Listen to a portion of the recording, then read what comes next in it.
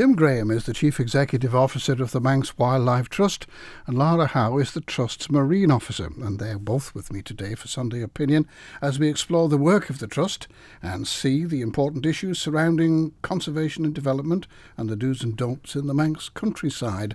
Well, we've been talking about all sorts of issues there, Tim, but what about somebody listening now says, right, well, I'm going to go out in the countryside. What sort of animals am I going to see at this time of year?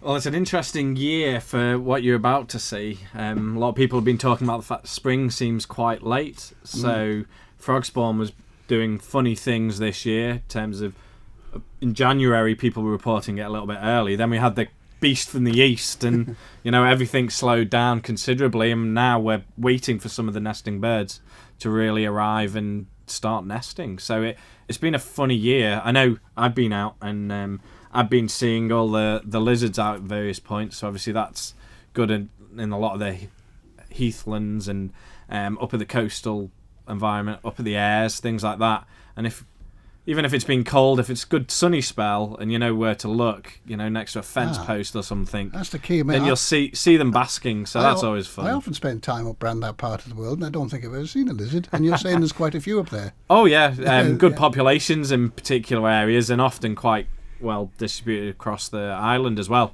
It's good just going down the coast here along Marine Drive if you knew where to look as well. And it's all about the sunny spells out south facing and there'll be sunbathing somewhere, but it is getting your eye in, as they say. We have newts.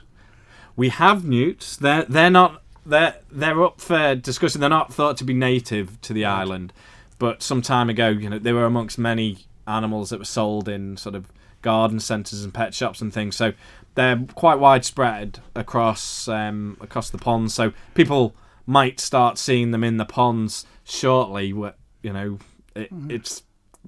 normally get a lot of emails. Oh, what's this we found? Had somebody in one of their kids' sand pits, but it filled with water over the winter, and they just had 3 newts in it, just living there.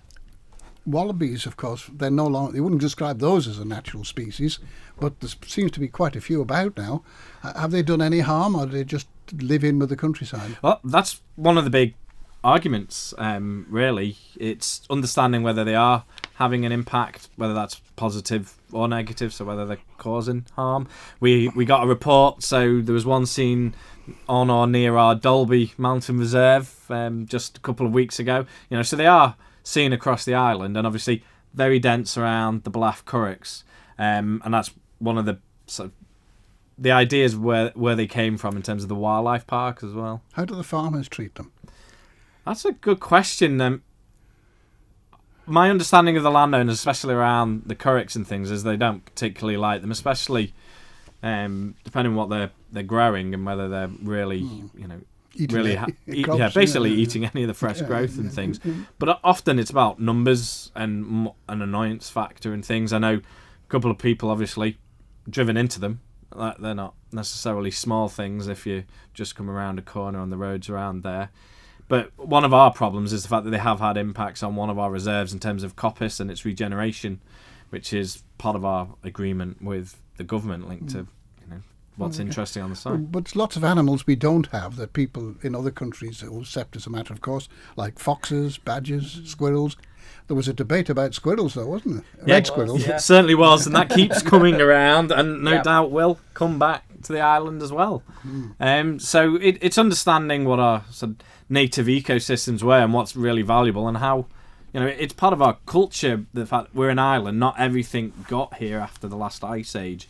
And so, we've evolved without some of these species, and our ecosystems have. So that does have a bit of a knock-on effect. We don't have sort of dogs, mercury and things linked to our ancient woodlands and stuff. So there's these subtle differences that make us unique next to the rest of the British Isles. I'm surprised at the number of feral cats there seem to be about. So that's an increasingly sort of emotive issue. Cats is an interesting one anyway, depending what people feel in terms of how they take a lot of birds and indeed bats as well, depending where they are. In terms of how many are feral or just the fact that they wander more from domestic houses and things, but in a world where we've got a ever-growing population and more urban areas, then obviously these kinds of impacts start spreading more into the countryside. So there might be instances where we decide that, you know, bird populations are so important, something's got to do. I've visited places in Australia where the cats aren't allowed outside. Now, let's just look back to where we started this part of our conversation when I said what animals that you can see. I mean, if I wanted to go out on a nice day and have a look around the countryside and like looking at animals, where should I go and what could I see? Oh, where would our top choices to be? I mean, one of the places I love going is going up to the Airs, I have to admit. I'd agree. And it is on my doorstep as well, so it makes it a bit easier, but yeah. But I think I'd have to say the Sound, and actually if you get the chance to go over to the Calf on the boat, that is, it's beautiful. What will I see at the Airs? Bearing in mind I said that we have a summer and weekend cottage right near the Airs at Cranston. If I went out for a walk, where would I go to and what would I perhaps be able to see? Lizards you've already alerted me to. What else would there be?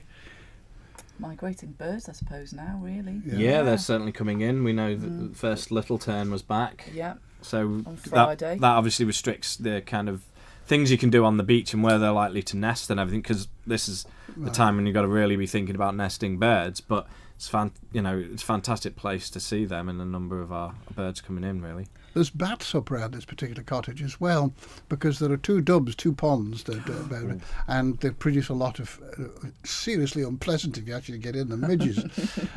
And at night I've stood out on the lane beside the cottage and watched these bats going up and down like a motorway. Yeah. Oh yeah. Absolutely. Yeah. So commuting, going and foraging. I mean, it's perfect food sources, and I guess that alludes to the other part. It depends when you go into sea wildlife. You know, they're obviously a little bit more linked to the night, and it's the same for the moths that they're also feeding on, so they might be perfect things. And that's the kind of thing where the Manx Bat Group and ourselves and things, there might be events that help you actually learn a bit more and get out and sort of listen to the bats, listen to them hunt. You use your detectors and you can really listen to it. And when you get the kids hearing that, it's fantastic. Well, there is a bat walk at the Ragget on April the 28th. Yeah, and it's fantastic along the starting Neb. at 8:45 in the evening. Yeah, it's beautiful. I've done one of those with the Bat Group actually at the Ragget, and it was really great. Yeah, really enjoyable. Highly recommended. One of my favourite creatures is a hedgehog. I used to have one as a pet as a boy for 7 years. Oh, wow. Yeah, he answered to his name. He was that tame. He'd sit in my mother's lap and she'd feed him biscuits. I don't know if they're any good for him, but he was not like a wild animal. He became completely tame, which is surprising. But I gather they need help. Well, one of the things we're hoping to find out this year really is exactly what's going on with the population. So obviously it really captures the public imagination, and our education officer Dawn Dickens is going to be running an event at the Manx Museum next Saturday, and people can come along, book on. There's a chance to buy hedgehog tunnels and do a bit of monitoring, see if you can actually get footprints printed through, and show that the hedgehogs are near. Now, without their very natural predator, the badger, on Ireland, then it's a question of, is there the same impact? Have we had the same kind of impact from agriculture and urbanisation on Ireland? Possibly not. So maybe actually they're not doing as bad here as they are when we see this sort of UK headlines, and they are usually based on UK figures. So potentially, it could be quite interesting. Maybe actually they're not suffering the same here. They still get squashed on the roads, of course, which is that's a big indicator. And now's the time. They're really starting to move around, so you'll have started seeing them, unfortunately. And they know where to go for their food. They know where the soft touch is. I've seen a little queue of them last week, feeding up before hibernation, going over to the garden next door where she put food out for them. Yeah, they definitely learn. They can forage quite far as well. So one of the things they do in urban areas is actually make sure fences and the spaces under garden walls, things like that, so they can connect through all the gardens as well, because that's one of the things that started to sort of prevent them being able to move around in the landscape.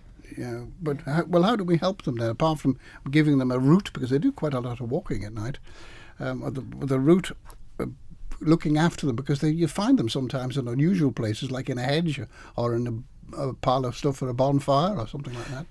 Yeah, so depending on what time of year, if they're looking, linked to hibernation and things, compost piles and the like, and as you mentioned, at any time in terms of bonfires and things, that they're things to be checked. If you got piles, they might be using them as hibernation sites and things. Obviously, in terms of food, they can really move around. What they need is good structure. So the hedgerows are actually often really good for them, not just cover, but they're often actually found moving alongside. That's one of the routes that they often take. They're not particularly gregarious creatures, are they? Except at certain times, because they seem to argue a lot with each other when they're together. They do. And if you've been lucky enough to really understand why they're called hedgehogs, and they really can be loud. The noises they can make, you can wonder what is it. And I'd love to get a bit of a sound recording so people really surprisingly they can shift. You see this slow moving tea cosy, and suddenly it goes up in the air and the legs come out. Yeah, suddenly they're quite long, those legs. That's it. A little motor car comes out. Yeah. Well, we're coming to the end of the program, this program. So much we haven't touched on. Would you join us again for the Man in Line at 1:15? Absolutely. Oh, I'd love Good. to.